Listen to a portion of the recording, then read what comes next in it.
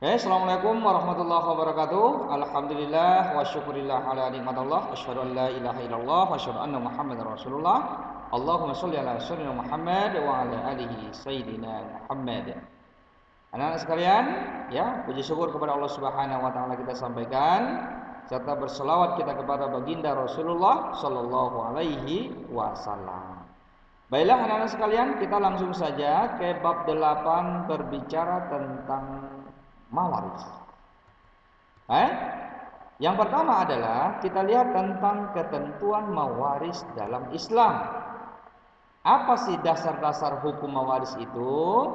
Ya, dalam ajaran Islam ada dua sumber yang mengatur tentang ketentuan mawaris atau dalam istilah Islam disebut dengan faraid. Yang pertama adalah dalam surah An-Nisa ayat ke-7. Allah Subhanahu wa taala menyampaikan yang artinya bagi orang laki-laki ada hak sebagian dari harta peninggalan ibu bapaknya dan kerabatnya. Begitu pula bagi orang wanita ada hak bagian pula dari harta peninggalan ibu bapaknya serta kerabatnya, baik itu sedikit ataupun banyak, qalilan au katsiran, kata Allah Subhanahu wa taala. Tentu ini adalah menurut bahagian yang telah ditetapkan dalam syariat Islam. Ini yang pertama. Lalu yang kedua adalah dalam hadis yang diriwayatkan oleh Abu Daud dan Ibnu Majah. Ya, yang artinya ilmu itu ada 3 macam dan selain yang 3 macam itu sebagai tambahan saja. Yang pertama, ayat mahkumat tentang hukum-hukum. Yang kedua, sunnah yang datang dari Nabi. Artinya berdasarkan hadis, ya, baik fi'liyah atau takririah, dan yang ketiga adalah faraid yang adil. Nah, ini dan banyak sebenarnya ayat-ayat Al-Qur'an atau hadis-hadis lagi yang menjelaskan tentang ketentuan mawaris, tapi dalam kesempatan ini kita ambil dari surah An-Nisa ayat 7 tentang dari Al-Qur'an dan hadis Abu Daud dan Ibnu Majah dari hadis Rasulullah sallallahu alaihi wasallam. Kemudian anak sekalian, bagaimana posisi hukum mawaris di dalam negara kita, negara Kesatuan Republik Indonesia ini? Ya, berdasarkan hukum kompilasi Islam, ya, pasal 171 yang menjelaskan tentang ketentuan-ketentuan mawaris di dalam Islam yang diatur dalam Mimpres atau Instruksi Presiden nomor 1 tahun 1991 berbicara tentang ketentuan mawaris dalam negara Kesatuan Republik Indonesia kita ini. Lalu di dalam hukum lain secara umum, ya, posisi hukum waris ini, ya, baik dalam Al-Qur'an dalam juga hadis itu disepakati dan benar-benar telah ditunjukkan bahwa jumlah pewaris atau orang-orang yang berhak mewarisi atau golongan-golongan yang berhak mewarisi itu ada 25 orang atau 25 golongan. Ya, dari 25 golongan ini terladilah 15 orang atau 15 golongan dari pihak laki-laki dan 10 orang atau 10 golongan dari pihak perempuan. Nah, ini sudah dijelaskan dalam beberapa ayat, ya, dan sesuai dengan undang-undang dalam negara Kesatuan Republik Indonesia kita. Kemudian selanjutnya anak sekalian, bagaimana syarat-syarat mendapatkan warisan? Nah, ini yang paling utama ini. Yang pertama adalah tidak adanya penghalang untuk mendapat warisan. Ini agak sedikit rancu, tidak ada penghalang. Artinya ada nanti hal-hal yang menjadi penghalang seseorang mendapatkan warisan. Lalu dari penghalang tadi tentu menjadikan seseorang terhalang untuk ikut mendapatkan warisan dari harta orang yang sudah meninggal. Oke, itu yang pertama. Lalu yang kedua adalah kematian orang yang diwarisi. Ya, jangan pula nanti orang belum meninggal hartanya sudah dibagi-bagi, sudah faraid. Ini kadang-kadang sering terjadi ini. Papanya masih hidup, ya, mamanya masih hidup, harta sudah dibagi-bagi, sudah difaraidkan. Padahal dalam hukum waris faraid itu dilakukan adalah ketika seseorang yang memiliki harta tadi sudah meninggal dunia. Jadi selangkah anehnya kalau seandainya terjadi ada orang belum meninggal dunia tapi hartanya sudah dibagi-bagi, difaroidkan. Nah, ini sangat miris kita kadang-kala ini terjadi. Oke? Kemudian yang ketiga adalah mestilah ahli waris hidup pada saat orang yang memberi warisan meninggal dunia. Ya, bisa dipahami ya? Ahli waris tadi hidup.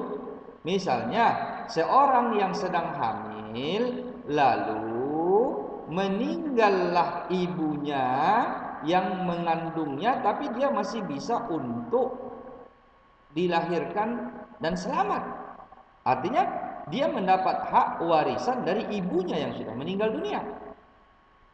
Ya, terbalik nanti misalnya ketika seorang anak dilahirkan lalu meninggal dunia, ya, lalu meninggalkan ibunya, bapaknya atau saudaranya, maka kan tidak ada harta yang mau diwariskan. Nah, gitu bentuk pemahamannya ya. Oke, selanjutnya, apa sebab-sebab seseorang menerima warisan? Yang pertama disebabkan oleh nasab, jalur rahim atau keturunan. Misalnya antara papa ke anak, anak ke anaknya lagi, artinya seorang kakek kepada cucu, seorang mertua kepada menantu atau menantu kepada mertua, keponakan, paman, bibi dan lain-lain. Ini berdasarkan jalur nasab. Lalu yang kedua adalah karena jalur pernikahan, suami istri. Nah, ini juga jelaskan tentang saling mewarisi di antara mereka. Ketika misalnya seorang suami meninggal, maka istri mendapat warisan dari suaminya. Atau sebaliknya ketika istri meninggal, suami mendapat harta warisan dari istrinya. Karena harta suami tadi adalah merupakan juga harta istri. Kemudian yang ketiga adalah terjadinya walak. Walak ini artinya adalah memerdekakan budak.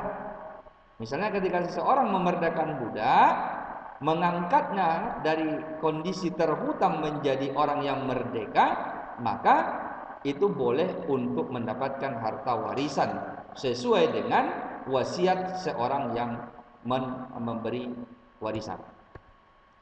Selanjutnya anak sekalian, bagaimana sebab-sebab seseorang tidak mendapatkan warisan? Nah, ini yang pertama adalah terjadi kekafiran atau murtad. Misalnya seseorang itu terlahir dalam keluarga Islam, lalu keluar dari Islam memeluk agama lain, maka tidak boleh dia mendapatkan harta warisan dari konsep syariat Islam. Lalu yang kedua adalah karena terjadi pembunuhan atau pembunuh yang mewariskan. Misalnya seorang anak membunuh papanya, ayahnya, lalu setelah papanya mati, meninggal, dia mendapatkan warisan dari harta papanya atau ayahnya. Itu tidak boleh. Haram dia mendapatkan itu. Ya, kecuali papanya meninggal atau mamanya meninggal karena penyebab lain, bukan karena dibunuh oleh anaknya.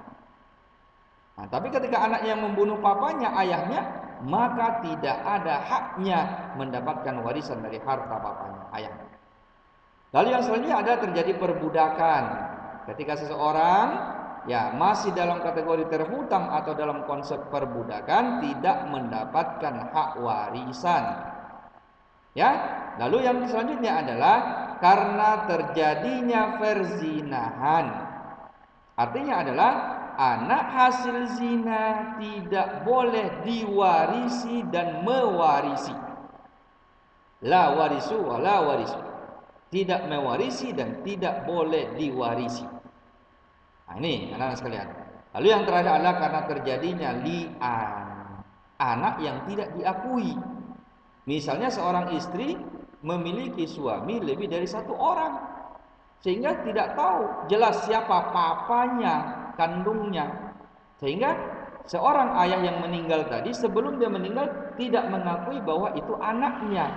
Jadi ketika dia meninggal, maka anak tersebut tidaklah berhak mendapatkan warisan dari hartanya. Oke, anak-anak sekalian, itulah barangkali kajian kita pada kesempatan kali ini.